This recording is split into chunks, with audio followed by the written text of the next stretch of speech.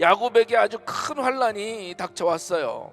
야곱의 모든 가족들이 이제 그 주변의 부족들에게 미움을 받게 되었다라는 거예요. 이때 야곱이 벌벌 떱니다. 두려워합니다. 그러나 이제 변한겠죠. 야곱은 이제 하나님을 의지할 줄 알았다라는 거예요. 다시 하나님께 나아갑니다. 그러자 하나님께서 야곱에게 말씀하시는 거예요. 일어나 베델로 올라가라. 오늘도 우리에게 베델로 올라가라 라고 하는 하나님의 음성이 들릴 수 있습니다. 여러분, 그 음성에 순종하며 나아갈 수 있게 되기를 주님의 이름으로 축원합니다.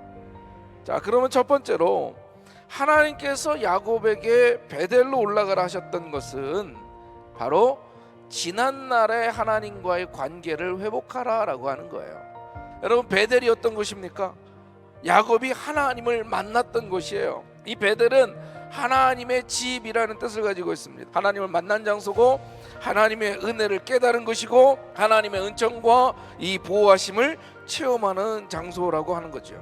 요즘 말로 하면 교회에 나와 예배드리고 기도하고 그 하나님과의 관계를 다시 한번 회복시키라라고 말씀하신 거죠. 다른 말로 얘기하면 주님과의 첫사랑을 회복해야 될 줄로 믿습니다. 그동안 코로나로 인해서 나태해지고 무뎌졌던 그 신앙을 우리 그럼 다시금 회복해야 할 줄로 믿습니다. 오랫동안 신앙생활하다 보니까요, 이 교회 생활이 그냥 타성이 젖어버렸어요. 형식주의에 젖어버렸어. 마음에 뜨거움도 없고 마음의 중심에 일어나는 감사도 없는 그런 신앙생활이 되고 말았다라는 거예요.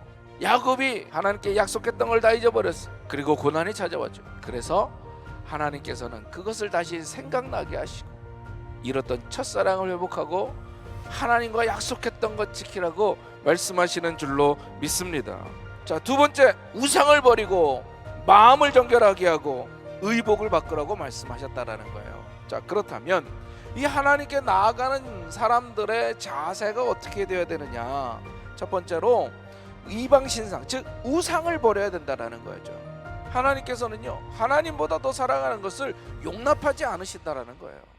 그게 물질이 됐든 건강이 됐든 뭐 자녀가 됐든 가족이 됐든 상관없습니다. 그 무엇보다도 하나님보다 더 사랑하는 것을 없애야 할 줄로 믿습니다. 두 번째는요, 마음을 정결케 하라고 얘기했어요. 마음을 정결케.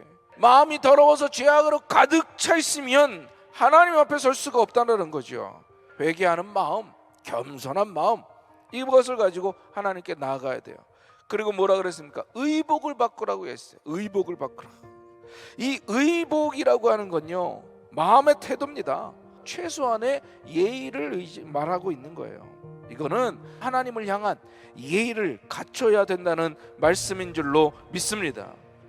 무엇보다도 하나님께 대한 예의가 뭘까요? 순종하는 것이 예의인 줄로 믿습니다.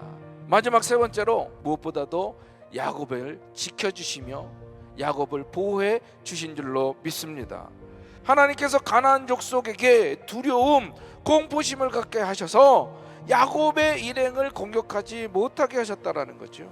하나님이 함께 하시는 사람, 하나님이 보호하시는 사람, 하나님이 지켜주시는 사람은 사람이 어떻게 할 수 없음을 깨닫기를 바랍니다. 여러분, 두려워하지 말고 하나님이 우리를 보호하시고 인도하시고 지켜주시는 믿음을 가지고 나아가기를 주님의 이름으로 축원합니다. 사랑하는 성도 여러분, 갑자기 어려운 문제가 자꾸 닥쳤습니까? 내 힘으로 감당할 수 없는 고난이 닥쳐옵니까? 그 문제를 통해서 하나님의 음성을 들을 수 있기를 바랍니다. 하나님께서 우리에게 하시고자 하는 뜻을 다시 한번 생각해낼 수 있기를 바랍니다. 더 하나님께로 오게 하는, 회개하고 새로워지는, 다시 신앙의 도약의 단계에 있다는 사실을 깨달으시고 믿음으로 나아가는 우리 금난의 모든 성도님들이 되시기를 바랍니다. 잘못됐다면 고치면 되는 거예요. 잘못 가고 있다면 돌이키면 된다라는 거예요. 후회하지 마시고 다시금 주님께로 나아가는 우리 금난의 성도님들이 되기를 주님의 이름으로 축원합니다.